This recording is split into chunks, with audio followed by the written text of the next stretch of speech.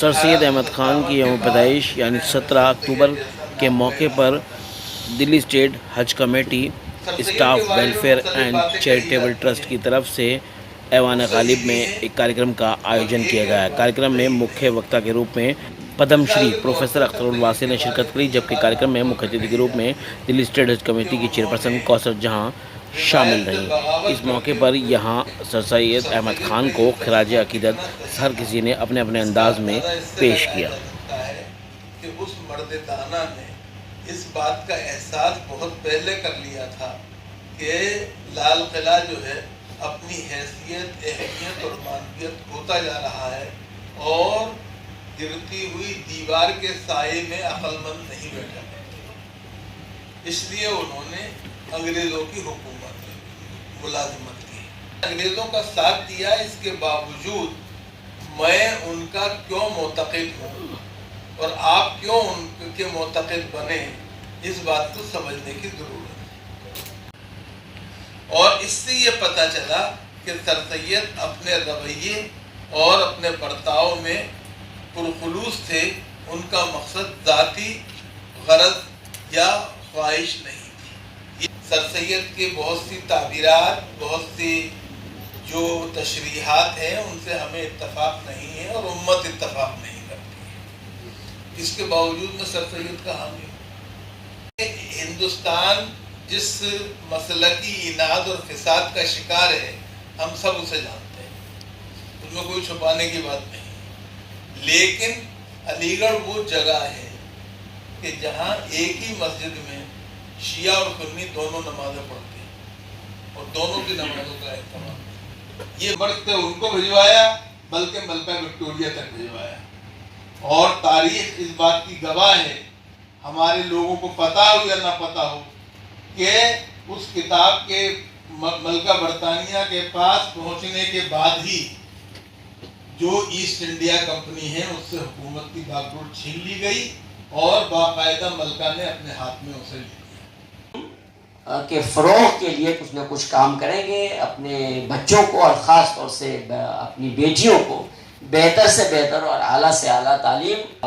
یہ تاریخ گواہ ہے کہ مولوی سمیع اللہ کس طرح سے ہاسٹل میں وہ استاد کے ساتھ وارڈن بھی تھے اور کس طرح تربیت فرمایا کرتے تھے ہاسٹل میں اپنے بچوں کی، طلباء کی۔ میرے خیال سے آزادی کے بعد ایک ہی پردھان منتری ہیں جنہوں نے مسلمانوں کی شکشا کی بات کری ہے، اور وہ اور کوئی نہیں، پردھان منتری نریندر مودی ہیں۔ آپ سب جانتے ہیں انہوں نے یہ بھی کہا ہے کہ وہ مسلمانوں کے ہاتھ میں ایک ہاتھ میں لیپ ٹاپ اور ایک ہاتھ میں قرآن دیکھنا چاہتے ہیں، اور اس مشن میں انہوں نے کافی محنت بھی کری اور کام بھی کیا ہے۔ ابھی اسی سال جامعہ ملیہ اسلامیہ کو میڈیکل کالج کی سوگات دی گئی ہے، اور 2014 میں جب سے پردھان منتری جی نے باگڈور سنبھالی ہے، مسلمان لڑکیوں کے اسکول ڈراپ آؤٹ ریٹ جو رہا ہے وہ 70% تھا، 70% تھا، جو کہ اب 40% ہو گیا ہے۔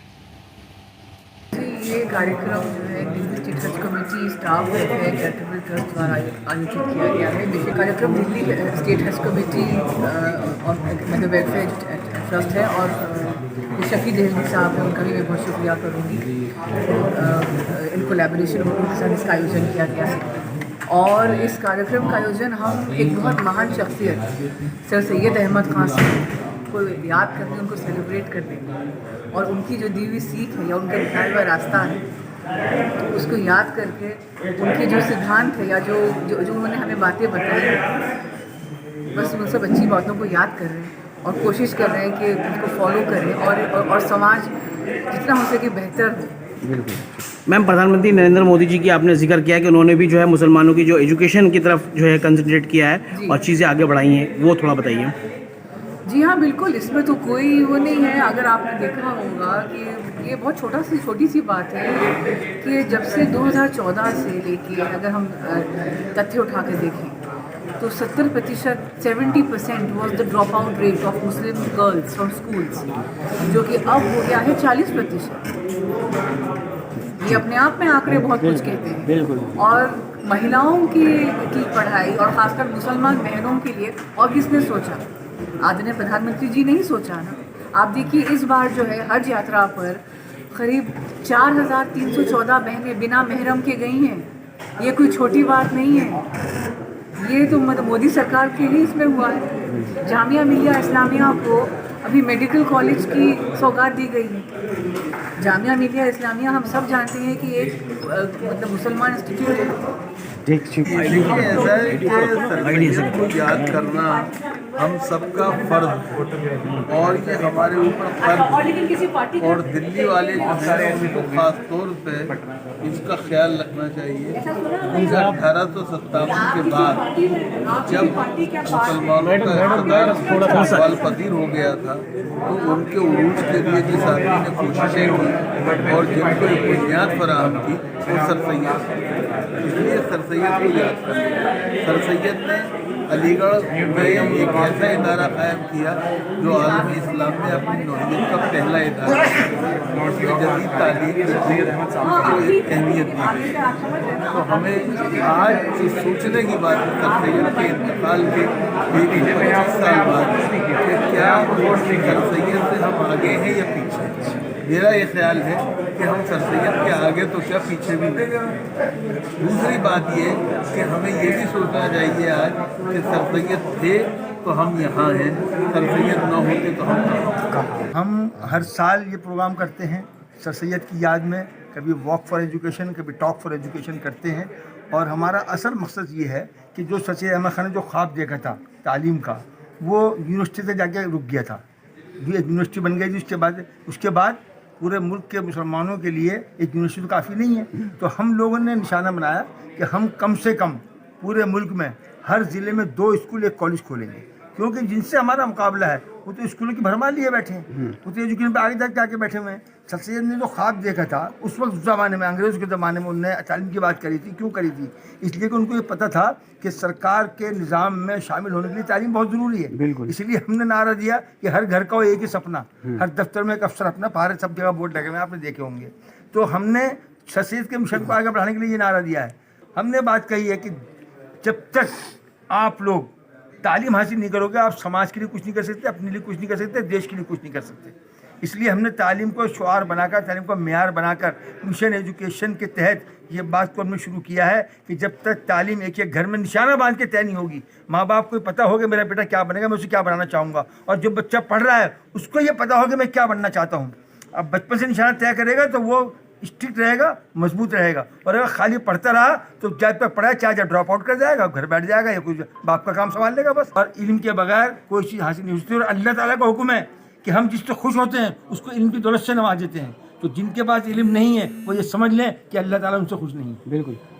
मुझे क्या है कि ट्रस्ट ने जो शुरुआत की है इंशाल्लाह ये लगातार आगे भी होती रहेगी सरसैयद डीओ पर मौके पर, और ये एक अच्छी शुरुआत हुई है और हमें उम्मीद है इंशाल्लाह आइंदा भी इस तरह के प्रोग्राम हम करते रहेंगे। सर, बात यहाँ ख़त्म नहीं होती कि हमने प्रोग्राम किया और कर दिया, लेकिन बात यहाँ से शुरू होती है कि एजुकेशन के लिए खासकर वो लोग जो पढ़ना चाहते हैं उनके लिए आपकी सोसाइटी क्या करना चाहेगी और कैसे ट्रस्ट जो आपका इंशाल्लाह आप मिशन एजुकेशन से जुड़े हैं जी, तो इंशाल्लाह मेरे साथ जुड़ने के बाद लगातार इस सिलसिले में प्रोग्रेस करेंगे और देखेंगे और इस मामले को आगे बढ़ेंगे। शफीक दिलवी साहब की जो अपनी राय है बिल्कुल ठीक है, मैं उससे सहमत हूँ। मगर मैं ये कहना चाहूँगा कि सैयद अहमद साहब ने, अब थे तो वो भी मुस्लिम, आका नामदार रसूल पाक सल्लल्लाहु अलैहि वसल्लम की बात ने कहा कि पढ़ो और तिजारत करो। हम नहीं चाहते, हम ये भी कहते हैं कि पढ़ के अफसर बनो, मगर हम ये भी कहते हैं कि पढ़ने के बाद में कारोबार भी करो जिससे हमारी कोई एक पहचान। हमने पिछले 15 साल से हम इस पर काम कर रहे हैं। जिस वक्त में हमारे साथ में एक आदमी नहीं होता था, हम सिर्फ 2 लोग होते थे, हमारे भाई शफीक दिलवी साहब और हम सड़क पे वॉक करते थे, सर सैयद अहमद के बारे में लोगों को बताते थे। लोगों को कुछ पता ही नहीं था। आज खुदा का शुक्र है कि जिधर निकल जाओ तो सर सैयद को और पढ़ाई के बारे में वाल सिटी के अंदर पहचान है। अगर कहीं कोई बात आएगी तो सर सैयद अहमद को पहचानने वाले, वो तो खुद इतनी बड़ी शख्सियत है कि उन्हें कोई ताजुब के मोहताज हो, मगर उसे पहचानने वाले में शफीक दिलवी और फजल साहब का नाम है। जो सर सैयद डे के मौके पे जो प्रोग्राम रखा गया है, क्या कहना चाहेंगे? सर से सब जो प्रोग्राम रखा गया है बहुत अच्छा प्रोग्राम रहा है। और सफ़ीद अलवी साहब जो उन्होंने एजुकेशन के बारे में जो कहा है वो बहुत अच्छा कहा है। हम उनकी काबिल तारीफ़ करते हैं और सभी की तारीफ़ करते हैं। सैयद साहब ने ओरिएंटल कॉलेज शुरू करा था, वो नाकाफ़ी था। उसके बाद में फिर ये यूनिवर्सिटी बनी। इससे भी कुछ मुसलमानों का भला होने वाला नहीं है। मुसलमान तरक्की जब ही कर सकता है जब वो तालीम याफ्ता हो। तालीम नहीं तो कुछ भी नहीं। और कुरान शरीफ में भी यह है, इक़रा, पढ़ो।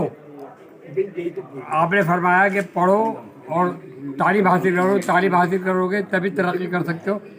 जो वो कौमें ही तरक्की करती हैं जो पढ़ी लिखी होती है।